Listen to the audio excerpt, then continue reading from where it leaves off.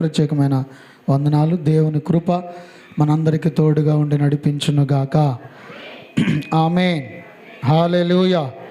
ప్రియులారా, దేవుని సన్నిధానంలో ఈ రీతిగా ప్రభు కృపలో నింపబడి ముందుకు సాగడానికి దేవుడిచ్చిన ఈ మహోపకరమైన ఉపకారాలను బట్టి, ఆయన కార్యాలను బట్టి దేవుణ్ణి స్తుతిస్తూ ఉన్నాను. మనందరము ఈరోజు మార్చి నెల 4వ ఆదివారంలో ఉన్నాం. ఈ నెలలో దేవుడు మనల్ని కృప చూపి 5 వారాలు దేవుడు మనకిచ్చాడు. రేపు ఆదివారం కూడా మనకు ఉంది.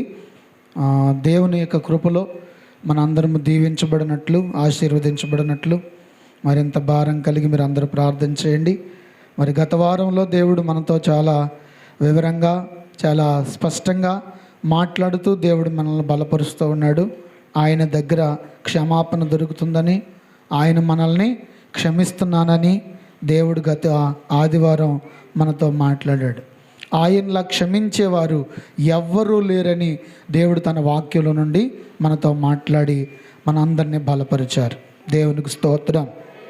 కాబట్టి ప్రియులరా, గనుక దేవుడు మనల్ని క్షమించాడు కాబట్టి మనం కూడా ఒకరినొకరు క్షమించుకోవాలి, క్షమాహృదయం కలిగి ఉండాలి అని దేవుడు గత ఆదివారం మనందరితో స్పష్టంగా మాట్లాడారు.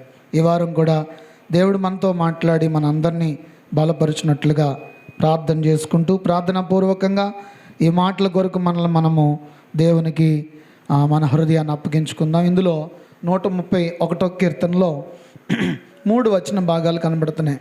మొదటి వచనాన్ని మనం చదువుకుని మనము ఈరోజు దేవుని వాక్యాన్ని నేర్చుకోవడానికి ఇష్టపడదాం. యెహోవా, నా హృదయము అహంకారము కలది కాదు, నా కన్నులు మేదు చూచుచున్నవి కావు. నాకు అందని వాటి అందైనను గొప్ప వాటి అందైనను నేను అభ్యాసము చేయటలేదు. ఇక్కడ వాక్యంలో మనం చూస్తూ ఉన్నప్పుడు మొదటి వచనంలో, మొదటి చరణంలో దేవుడు మనతో మాట్లాడుతున్న ఒక శ్రేష్టమైన మాటని వాక్యానుసారంగా మనము నేర్చుకోవడానికి ప్రయత్నం చేద్దాం.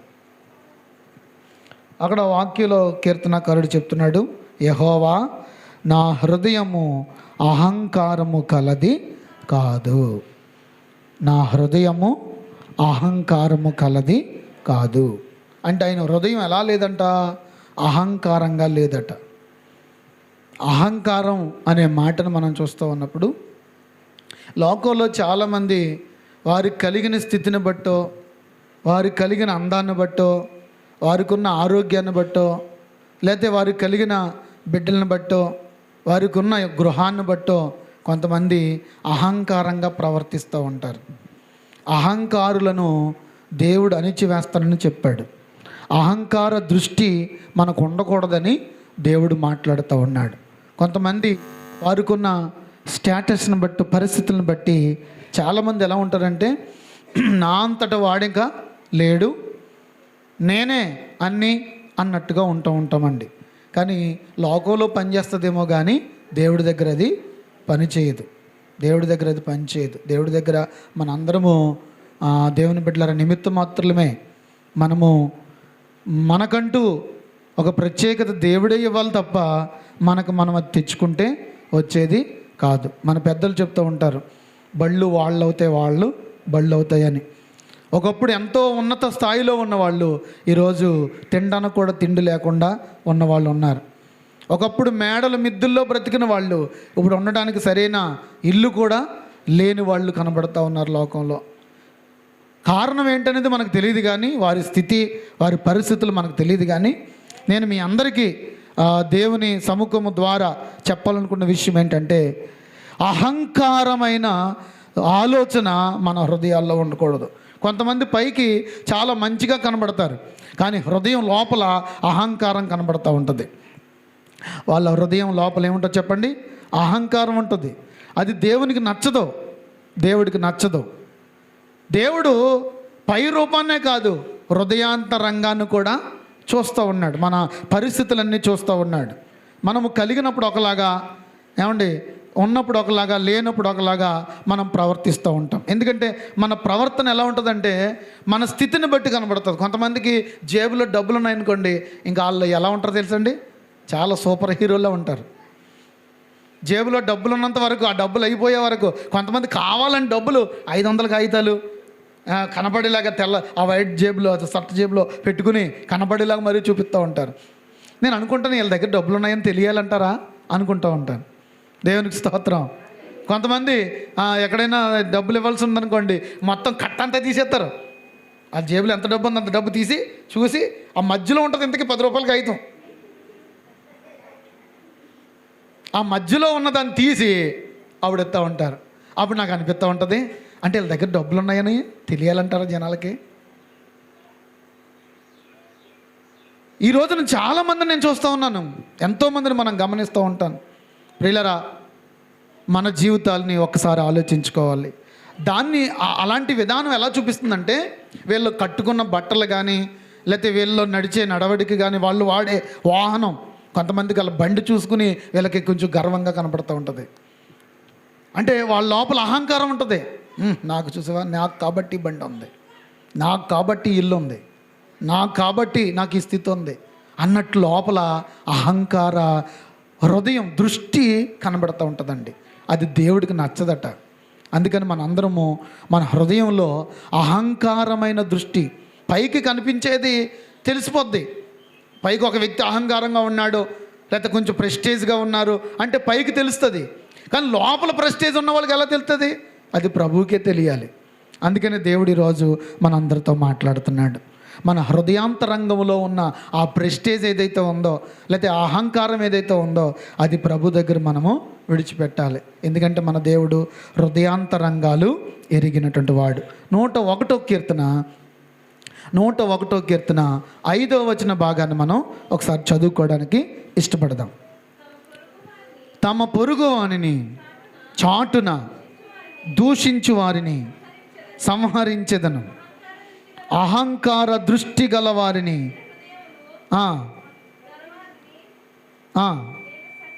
నేను సహింపను. ఇక్కడ దేవుడు చాలా స్పష్టంగా మాట్లాడుతూ ఉన్నారు. ఏమని మాట్లాడుతున్నారని మనం గమనిస్తూ ఉంటే, తమ పొరుగు వారిని చాటున దూషించు వారిని నేను సంహరించెదను. తన పొరుగు వారిని చాటున దూషించేవారు. పొరుగువారు అంటే ఎవరు? మన చుట్టూ ఉన్నవాళ్ళు. కొంతమంది వాళ్ళ ఎదురుగుండా మాట్లాడలేరు, వాళ్ళు చాటున, వాళ్ళు వెళ్ళిపోయిన తర్వాత వాళ్ళ గురించి చెప్పుకుంటూ ఉంటారు, దూషిస్తూ ఉంటారు. పొరుగు వారిని చాటున దూషించే వారిని నేను సంహరిస్తాను. అంతేకాదు, ఏమంటున్నాడు తెలుసా? అహంకార దృష్టి గలవారిని, గర్వించిన హృదయము గలవారిని నేను సహింపను. దేవుడు అంటున్నాడు, అహంకార దృష్టి గలవారు, అహంకారమైన దృష్టి, గర్వించిన హృదయం, ఇలాంటి వాళ్ళని దేవుడు సహించడట. ఆయనకి ఇష్టమవుతుంది, బాధ అయిపోద్ది. వీళ్ళు పైకి భక్తిపరులుగా, లేకపోతే పైకి చాలా యథార్థవంతులుగా కనిపించవచ్చు, కానీ వీళ్ళ లోపల ఉన్నటువంటి ఆ కుతంత్రాలు, ఆ లోపల ఉన్న గర్వపు ఆలోచనలు దేవుడికి ఇష్టంగా ఉండట్లేదు. ఒకవేళ నీలో, నాలో, మనలో అలాంటిది ఏదైనా ఉంటే ఈరోజే ప్రభు దగ్గర అహంకార దృష్టిని తీసివేయన ఆయన అని మనము ప్రార్థన చేసుకోవాలి. ఇంకొక మాట కూడా మీకు వాక్యాల నుండి చూపిస్తాను. చూడండి, సామెతల గ్రంథం 6వ అధ్యాయం 16వ వచనం ఒకసారి చదువుకుందాం. సామెతల గ్రంథము 6వ అధ్యాయము 16వ వచనం. యెహోవాకు 14 నుంచి చదువుదామమ్మా. వాని హృదయము వాడెల్లప్పుడు కీడు కల్పించుచు జగడములు పుట్టించును. కాబట్టి ఆపద వానికి హఠాత్తుగా వచ్చును, వాడు తిరుగు లేకుండా నలగొట్టబడును. యెహోవాకు అసహ్యములైనవి 6 కలవు, 7 ఆయనకు హేయములు.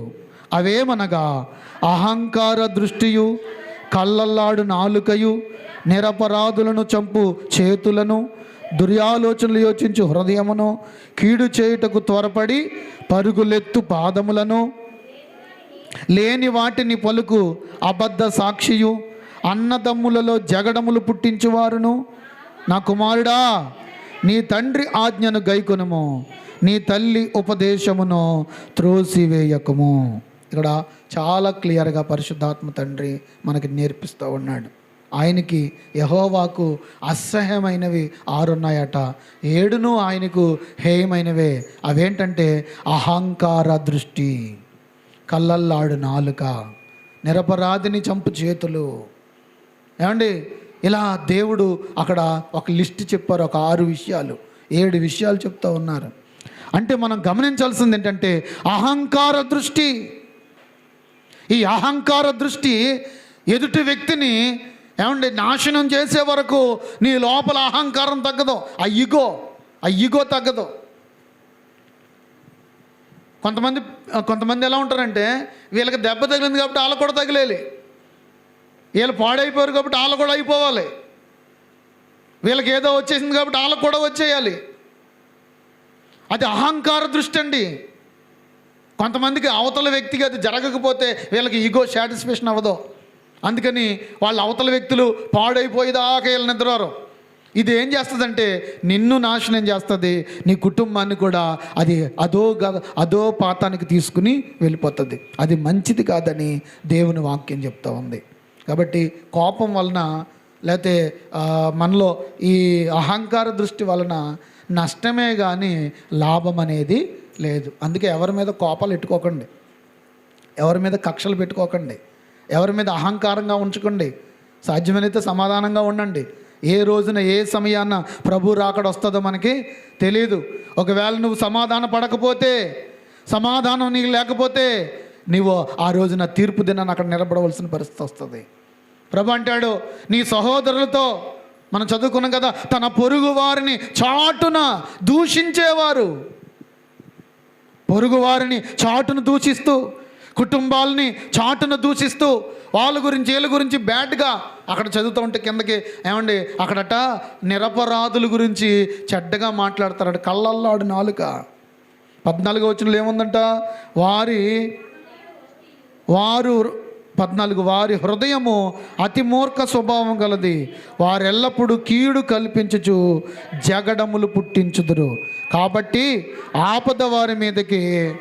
చూసారండి, ఈ కీడు కల్పించే వాళ్ళు, జగడాలు పుట్టించే వాళ్ళు, లేనిపోని గొడవలు కల్పించే వాళ్ళకట కీడు అకస్మాత్తుగా వచ్చేస్తుందట. ఆపద వానికి హఠాత్తుగా వచ్చును, వాడు తిరుగు లేకుండా ఆ క్షణమే నలగొట్టబడును. 16 యెహోవాకు అసహ్యమైనవి 6 కలవు, 7 ఆయనకి హేయములు. అవేమనగా అహంకార దృష్టియు, కళ్ళలాడు నాలుకయు, దురాలోచనలు యోచించు హృదయము, కీడు చేయుటకు త్వరపడి పరుగులెత్తు పాదములు, లేని వాటిని పలుకు. అదండి, లేని వాటిని పలికే అబద్ధ సాక్షి. కొండలు చెప్పేవాళ్ళు, అబద్ధ సాక్ష్యాలు చెప్పేవాళ్ళు, లేనిపోని అన్ని కల్పించేవాళ్ళు. అన్ని దేవుడు చూస్తున్నాడు, ప్రతిదీ దేవుడు చూస్తూ ఉన్నాడు. కొంతమంది చెప్తూ ఉంటారు, మాకు తెలియదండి, మా అబ్బాయి ఇలా చేయడండి, మా అమ్మాయి ఇలా చేయదండి, మా వాళ్ళు చాలా మంచోళ్ళండి అని మాట్లాడుతూ ఉంటారు. ఏమండి, దేవుడికి అన్నీ తెలుసు, అన్నిటినీ ఆయన చూస్తూ ఉన్నాడు. అహంకారమైన దృష్టి మనకి ఉండకూడదని దేవుని వాక్యాన్ని బట్టి నేను మీకు జ్ఞాపకం చేస్తూ ఉన్నాను. ఇంకొక మాట చూపిస్తాను చూడండి.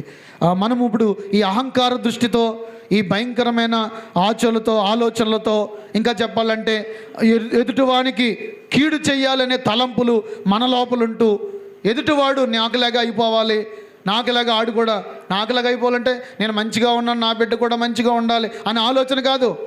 నేను నాశనం అయిపోయాను కాబట్టి నా వాళ్ళు లేకపోతే నా పొరుగు వాళ్ళు కూడా, నా ఎదురింటి వాళ్ళు కూడా ఇలాగే అయిపోవాలి అని ఏడ్చి వేదన పెట్టేవాళ్ళు చాలామంది లోకంలో ఉన్నారు. అలా ఉండటం కాదట. వాక్యం చెప్తా ఉంది, మనము గనక సరైన రీతిలో లేకపోతే, ఈ అహంకార దృష్టిని ఇలాగే కొనసాగించుకుంటూ, అందరి మీద ద్వేషాలు పెట్టుకుంటూ, అందరికీ వ్యతిరేకంగా జీవిస్తూ మనం ఉంటే మన జీవితంలో జరిగే భయంకరమైన నష్టాల గురించి బైబిల్లో చాలా వివరంగా వ్రాయబడుతూ వచ్చింది. చూడండి, యెషయా గ్రంథం 2వ అధ్యాయం, 12వ వచనం ఒకసారి చూద్దాం.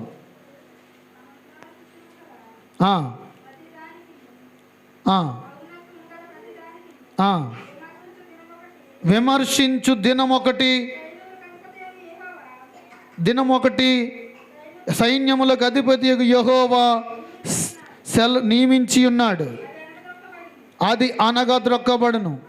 ఔన్నత్యము గల అతిశయించు లెబానోను దేవదారు వృక్షములన్నిటినీ, బాషాను సింధూర వృక్షములన్నిటినీ, ఉన్నత పర్వతములన్నిటికీ, ఎత్తైన మెట్లన్నిటికీ, ఉన్నతమైన ప్రతి గోపురమునకును, బురుజులు గల ప్రతి కోటకును, తర్షిషు ఓడలన్నిటికీ, రమ్యమైన విచిత్ర వస్తువులన్నిటికీ ఆ దినము నియమింపబడి ఉన్నది.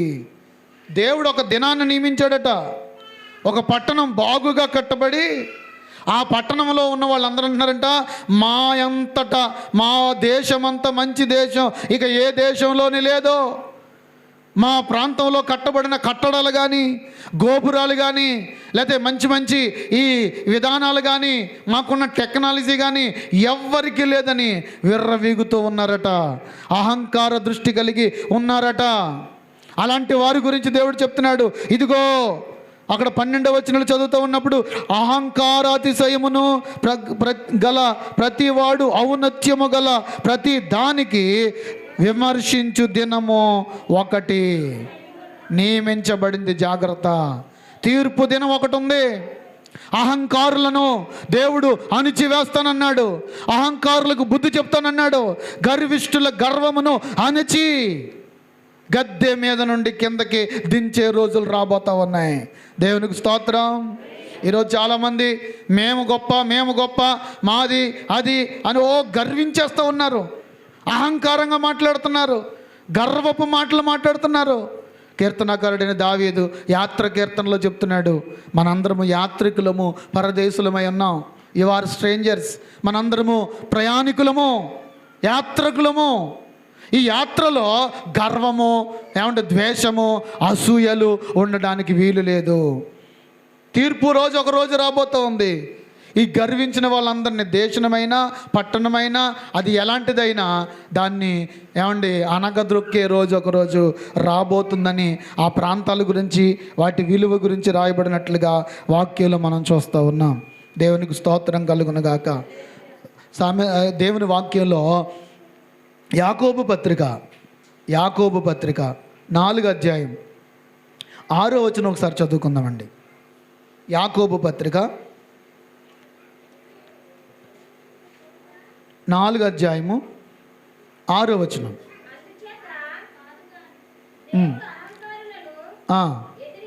అందుచేత దేవుడు అహంకారులను ఎదిరించి దీనులకు కృప అనుగ్రహించునని లేఖనము చెప్పుచున్నది. కాబట్టి దేవునికి లోబడి ఉండుడి, అపవాదిని ఎదురించుడి, అప్పుడు వాడు మీ యొద్ద నుండి పారిపోవును. ఇక నేను మీకు చివరిలో చెప్తున్న మాట ఏంటంటే, దేవుని వాక్యం చెప్తుంది, ఆయన అహంకారులను ఎదిరించి దీనులకు కృప చూపబోతా ఉన్నాడు. అహంకారులందరికీ ఆయన ఎదిరించబోతా ఉన్నాడు. వారిని గద్దించబోతా ఉన్నాడు.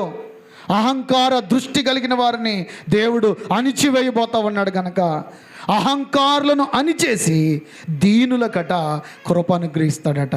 ఎవరు దీనుడై వణుకుచు ఆయనకు లోబడి ఉంటాడో వాళ్ళందరినీ దేవుడు కృప అనుగ్రహింపచేసి హెచ్చించబోతా ఉన్నాడు. హల్లెలూయా.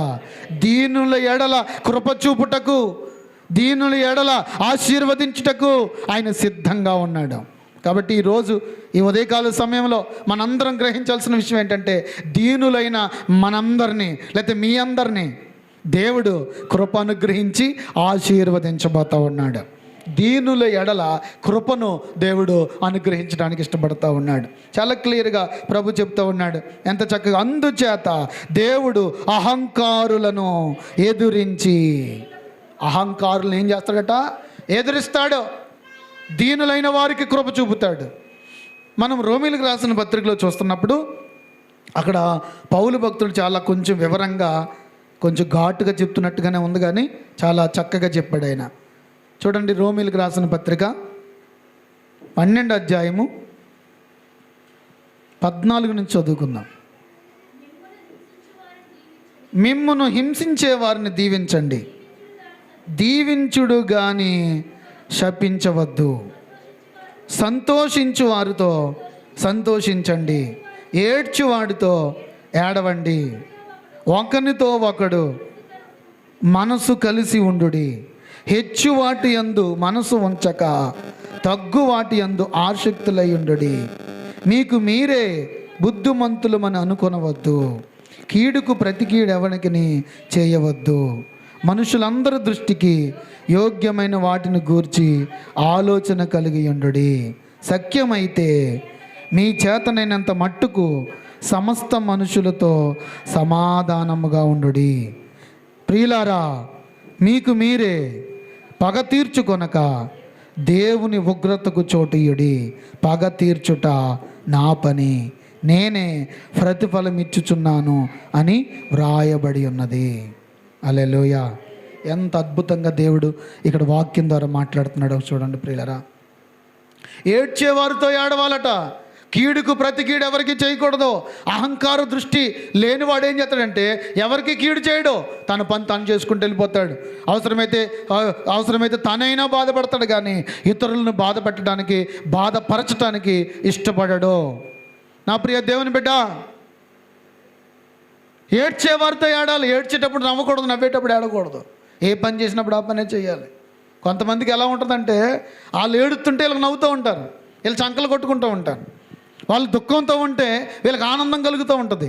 అదేంటో అదేమి విధానమో నాకు అర్థమవుతుంది. కొంతమందికి ఏడ్చేవాడితో ఏడవాలి, నవ్వేవారితో నవ్వాలి, ప్రేమ చూపాలి, ఒకరికొకరు మనస్సు కలుసుకోవాలి. ఇది సంఘం, ఇది కుటుంబం. ఈ కుటుంబంలో వేరు వేరు తాత్పర్యాలు ఉండవు, వేరు వేరు విధానాలు ఉండవు, వేరు వేరు ఆలోచనలు ఉండవు. ఇది సంఘం, ఇది దేవుని కుటుంబం. దేవునికి స్తోత్రం. ఇది దేవుని కుటుంబం. ఈ కుటుంబంలో ఉన్న మనందరము కలిసి ఈ కార్యములో దేవుని పనిని మనము జరిగించుకోవాలి. కొంతమందికి ఎవరికైనా ఏదైనా పని అప్పగిస్తే నాకు చెప్పడం ఏంటి అని అహంకారం ఉండకూడదు. మనకి మందిరం తొడమన్నాం అనుకోండి, తొడవాలంతే. పరిచర్య చేయమన్నాం అనుకోండి, చెయ్యాలంతే. అమ్మ అక్కడ ఆ బాత్రూమ్స్ ఉన్నాయి, కడగాలి, శుభ్రం చేయి అన్నాం అనుకోండి, నేను చేయడం ఏంటి, నేను ఎవరిని అనుకుంటున్నాం అనకూడదు. అహంకార దృష్టి మనలో ఉండకూడదు. ఆ పని మనం నమ్మకంగా చేయాలి. ఒకవేళ పాట పాడు అంటే చెయ్యాలి, పాడాలి. ప్రార్థన చేయి అంటే చెయ్యాలి. ఇదిగో అక్కడి నుంచి వెళ్ళి ఇవన్నీ తీసుకునిరా, మోసుకురా మైక్ సెట్లు అంటే తీసుకురావాలి. అహంకార దృష్టి మనలో ఉండడానికి వీల్లేదు. మనము నేనింత, నాకు అది అనుకోకూడదు. ఇక్కడ మనం దేవుని కుటుంబం, దేవుని ఇల్లు, దేవుని మందిరం. ఈ మందిరంలో మనందరము కూడా ఒకరికొకరు మనసు కలుపుకోవాలి. అంతేకాదు, అక్కడ రాయబడుతున్న మాట 17వ వచనంలో ఏముందంటే, మనుషులందరి దృష్టికి యోగ్యమైన వాటిని గూర్చి ఆలోచన కలిగి ఉండుడి. ఇప్పుడు మనుషులందరి గురించి అన్నాడు అంటే ఇక్కడ మనం దేవుణ్ణి వెంబడిస్తున్నటువంటి బిడ్డలమై ఉన్నాం. మరి మనం బయటికి వెళ్ళేటప్పుడు మన ఇరుగు పొరుగు వాళ్ళు, అంతెందుకు మన చుట్టాల్లో చాలామంది, మన బంధువుల్లో చాలామంది ప్రభు అంటే తెలియని వాళ్ళు ఉన్నారు. వాళ్ళ దృష్టిలో కూడా మనము మంచిగా నడవడిక కలిగి ఉండాలి. నేను దేవుని నమ్ముకున్నాను, నీతో మాట్లాడకూడదు, మీ దగ్గర కూర్చోకూడదు, మీ ఇంటికి రాకూడదు అని మీరు హద్దులు పెట్టకూడదు. మీరు దేవుని ప్రేమ చూపించాలి. ప్రేమతో చెప్పాలి, అమ్మా నేను ఇలా ప్రభువులో ఉన్నాను, నేను తినకూడదు, దయచేసి ఏమనుకోవద్దు, ఇంకో రోజు ఏదైనా వచ్చి నీ దగ్గర నేను తింటాను, ఇలాంటి సందర్భంలో నేను తినకూడదు, ఇలాంటి సందర్భంలో నీ దగ్గర రాకూడదని ప్రేమతో మనం మాట్లాడాలి. మరొకసారి చూడండి అక్కడ 17, మనుషులందరి దృష్టికి యోగ్యమైన వాటిని గూర్చి, అక్కడ పుట్టినట్లో 2 అని రాసి కింద ఈ యుగ అన్నాడు. అంటే ఇప్పుడు ప్రస్తుతపు ట్రెండ్, ఇప్పుడున్నటువంటి ట్రెండ్ ఎలా ఉందంటే చాలా విచిత్రంగా కనబడుతూ ఉన్నాం. కనుక ప్రజలందరి దృష్టిలోకి మనము జాగ్రత్తగా, అనుకూలంగా, జాగ్రత్తగా మనం నడవాలి, జాగ్రత్తగా నడవాలి. ఒక ఆయన, నాకు తెలిసిన ఒక అతను, టీవీ ఉన్న వాళ్ళ ఇంట్లోకి నేను వెళ్ళను, వాళ్ళకి ప్రార్థన చేయను అని చెప్పేవాడు. ఇప్పుడు ఆయన ఇంట్లోనే టీవీ ఉంది, మరి ఏంటి పరిస్థితి? సెల్ వాడకూడదు అలాంటి వాళ్ళు, హ్యాండ్ రైడ్ సెల్ వాడకూడదు, చిన్నది వాడాలి. నెంబర్ల ఫోన్లు వాడుకోవాలి. అహంకారంగా మాట్లాడకూడదండి. మనకేదో వచ్చేసింది, లేకపోతే ఏదో మనం గొప్పలం అయిపోయాం, అలాంటి మాటలు మాట్లాడకండి. నీకేదున్నా ఎంత ఉన్నా అది నీ వరకే. ఎదుటోళ్ళ మీద అది రుద్దడానికి ప్రయత్నము చేయకు. నా ఇష్టం, నేను తిన్నాను, నువ్వు తినకూడదని చెప్పకూడదు. నువ్వు తింటే తిను, నాకు ఎలా ఉండటం ఇష్టం అంతే, నేను ఉంటాను అంతే, నా వరకే అది. నువ్వు ఇలాగే ఉండాలి, నేను ఎలాగ ఉన్నానో నువ్వు అలాగే ఉండాలి అన్నది అది కరెక్ట్ పాయింట్ కాదు. ఒకానొక రోజున మరలా ఇలాగ ఉండాలి అన్న అతను అలాగే అయిపోతుంటే మరి వీళ్ళందరూ ఏమైపోవాలి? నేను పడిచినట్టు. కాబట్టి అహంకారంగా మనం ఆలోచించకూడదు, అహంకార దృష్టి కలిగి ఉండకూడదు. ఒకవేళ సంఘంలో ఉన్న వాళ్ళు ఒక్కొక్కరు ఒక్కొక్క విధానంలో ఉంటారు, ఒక్కొక్క కుటుంబం ఒక్కొక్క విధానంలో వస్తూ ఉంటారు. మన అందరినీ కూడా అర్థం చేసుకుంటూ వారి యొక్క కుటుంబ యొక్క వైరాగ్యాన్ని బట్టి, విధానాన్ని బట్టి నడిపించుకోవడానికి మనం ప్రయత్నం చేయాలి. కానీ కీర్తనకారుడు దావీదు చెప్తున్నాడు, దేవా నేను అహంకార దృష్టి కలిగినగా నేను లేను. అక్కడ అంటాడు కింద, గొప్పవాటి అందైనను హెచ్చువాటి అందైనను నేను మనసు పెట్టట్లేదు. నేను నాకు తగిన వాటి అందే నేను మనసు ఉంచుతున్నాను. నాకు లేనిపోని అన్నీ కావాలని నేను అంటలేదు. ఎందుకంటే మానవుడు లేనిపోని అన్నిటి మీద ఆశ పెట్టుకోవటం వల్ల ఏమండి మానవుడు ఐహిక విచారాలు ఎక్కువైపోయాయి. ఐహిక విచారాలు అంటే ఉన్నదాంతో తృప్తి పడలేరు వాళ్ళు. వాళ్ళు ఎవరో ఏదైనా కట్టుకున్నారనుకోండి అదే చేసేయాలి. వీళ్ళు కూడా వాళ్ళు ఏదన్నా మంచి వస్తువు కొన్నారనుకోండి అదే కొనేయాలి. సేమ్ ఇక్కడ ఉండాలి. ఆ ఉండేదాకా ఇంట్లో వాళ్ళకి సమాధానం ఉండదు, భర్తను బతకనివ్వరో, ఇంట్లో వాళ్ళని బతకనివ్వరో, ఏళ్ళు తిన్నంగా ఉండరు. మొత్తానికి ఇంట్లో గొడవలు, ఏంటిది రకరకాల విధానాలన్నీ ఉంటాయి. రకరకాల విధానం ఎంతోమంది నేను చూశాను. అన్నమెట్టు అంటే నువ్వు పిచ్చుకున్నావేంటి, అన్నమెట్టే టెక్నిక్. అమ్మ పాలున్నాయా, పాలు నువ్వు ఫ్రిడ్జ్ కొని ఉంటే పాలు ఎడుతుంది దాంట్లో.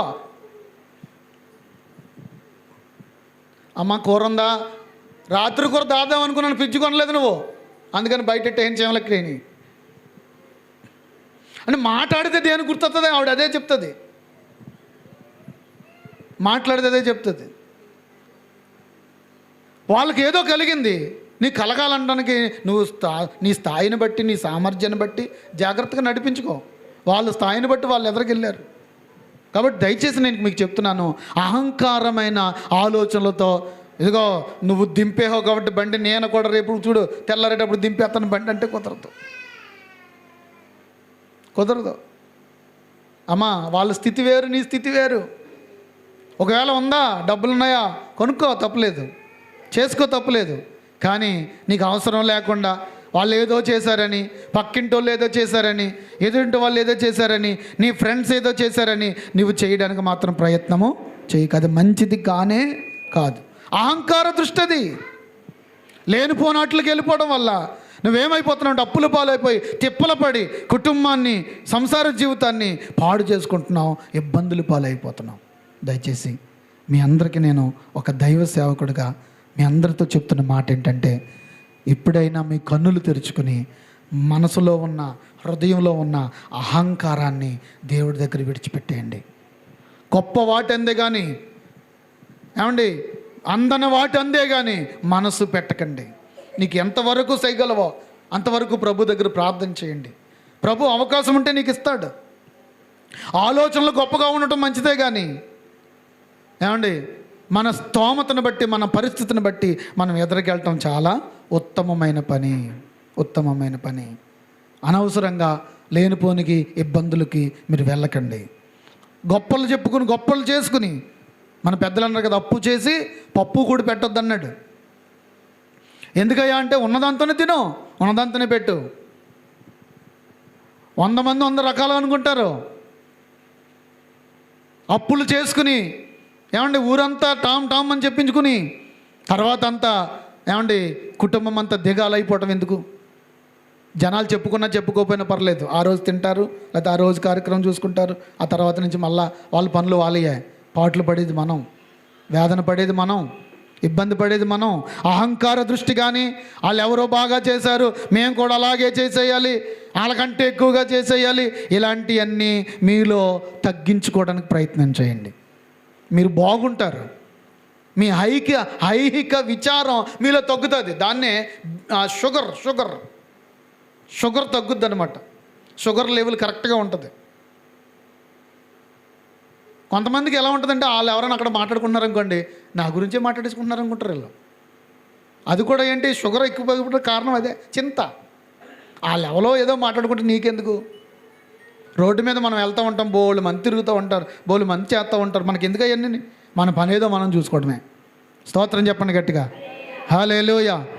అనవసరమైన వాటికి దృష్టి పెట్టి నువ్వు ఇక్కడ చేస్తాను. కొంతమంది ప్రార్థన చేస్తూ ఉంటే ఎవరైనా ఏదైనా మాట్లాడుకున్నాం అనుకోండి, మనసు అటు వెళ్ళిపోద్ది. ప్రార్థన ఏమో స్తోత్రం అంటుంది, నోరు స్తోత్రం అంటుంది కదా, మనసు అక్కడ పోద్ది. ఇక దేవుడి దగ్గరికి వెళ్ళకుండా మనసు ఇక్కడికి పోతే ఇక ప్రార్థన ఎక్కడ దేవుడు అలాగెత్తాడు? నీ ప్రార్థన దేవుడి దగ్గరికి ఎలాగెళ్తుంది? కాబట్టి సమాజంలో పరిస్థితులు ఎన్నెన్నో జరుగుతున్నాయండి. దృష్టి పెట్టుకుని, బుర్ర దగ్గరెట్టుకుని, ఆలోచించుకుని కొంచెం జాగ్రత్తగా నడవడానికి ప్రయత్నం చేయండి. అహంకార దృష్టిని దేవుడి దగ్గర విడిచిపెట్టేయండి. దేవుడు మిమ్మల్ని నిండారులుగా దీవించి తన మహిమ కొరకు ఆశీర్వదించునుగాక. ఆమేన్. చిన్న ప్రార్థన చేసుకుందాం, అందరూ కళ్ళు మూసుకుందాం. స్తోత్రం స్తోత్రం స్తోత్రం స్తోత్రం స్తోత్రం స్తోత్రం స్తోత్రం స్తోత్రం స్తోత్రం స్తోత్రం స్తోత్రం స్తోత్రం. హల్లెలూయా హల్లెలూయా హల్లెలూయా హల్లెలూయా హల్లెలూయా హల్లెలూయా హల్లెలూయా హల్లెలూయా హల్లెలూయా హల్లెలూయా. మహాపరిశుద్ధుడైన మా తండ్రి, మహోన్నతుడైన మా దేవ, నీ ప్రశస్తమైన ప్రేమ కలిగిన, కృప కలిగిన నామాన్ని బట్టి ప్రభువా వేలాది వందనాలు, స్తోత్రాలు చెల్లించుకుంటూ ఉన్నాను. ఇంతవరకు నీ వాక్యం ద్వారా మీరు మాతో మాట్లాడి మమ్మల్ని అందరినీ బలపరిచి నీ వాక్యంలో ఉన్న సత్యాన్ని మాకు నేర్పించినందుకు కృతజ్ఞతలు తండ్రి. విన్న ఈ మాటలు మా జీవితాలకి, మా కుటుంబాలకి ఆశీర్వాదకరంగా మార్చునుగాక. యేసు నామములో దీవెనకరంగా ఉండునుగాక. మేలుకరమైన ఆశీర్వాదాలు మా కుటుంబాల మీదకి దిగివచ్చునుగాక నాయన. ఒకవేళ మేము గర్వంగా మాట్లాడుతూ అహంకారమైన దృష్టి కలిగి మేము ఉంటే మాలో నుండి ఇవన్నీ తీసివేయండి. ఒకరోజు తీర్పు తీర్చే రోజు ఉంది. ఆ తీర్పు తీర్చే రోజున అది మీ జీవితాలని పాడు చేయకుండా, ఆ తీర్పులో మీరు నిలబడకుండా ఉండు నిమిత్తం గొప్ప వాటి యందు, హెచ్చు వాటి యందు మనసు పెట్టొద్దని మీరు చెప్పారు ప్రభా. దేవానికి వందనాలు. ఈ లోకంలో ఆత్మ సంబంధంగా ఎంత గొప్పగా ఆలోచించినా ప్రాబ్లం లేదు, కానీ శరీర సంబంధంగా, లోక సంబంధంగా మేము హెచ్చు వాటి యందు మనసు ఉంచటం వల్ల మాలో ఐహిక విచారాలు ఎక్కువడం, మా జీవితాలు, మాలో చింతలు, బాధలు, రకరకాల బలహీనతలు, టెన్షన్స్ మాలో ఎక్కువైపోతూ ఉన్నాయి. మాలో నుండి అవన్నీ తీసివేయండి తండ్రి. దేవా నీకు వందనాలు తండ్రి. మా పొరుగు వారిని మేము చాటును దూషిస్తున్నామేమో, మమ్మల్ని క్షమించు తండ్రి. మాలో ఉన్న ఆ దుర్బుద్ధి మాలో తొలగించండి నాయన. మాలో ఉన్న అహంకార దృష్టి, అహంకార హృదయం మాలో నుంచి తొలగిపోవనుగాక నాయన. దేవా మమ్మల్ని మీ చేతులకు అప్పగించుకుంటూ ఘనత, మహిమ, ప్రభావాలు మీరే పొందుకుంటారని విన్న వర్తమానం మా జీవితాలకు ఆశీర్వాదకరంగా మార్చమని మా నాథుడైన యేసయ్య సర్వశక్తి కలిగిన నామంలో ప్రార్థన చేసి అడుగుచున్నాను మా పరమ తండ్రి. ఆమేన్. ఆమేన్. అందరికీ వందనాలండి. Praise Lord. God bless you. అందరం కూడా దేవుని సన్నిధానంలో ప్రభు లేచి నిలబడి ప్రభు మన కొరకై అనుగ్రహించినటువంటి స్తోత్రం. హల్లెలూయా. లేచి నిలబడదాం. ప్రభుకి కృతజ్ఞత.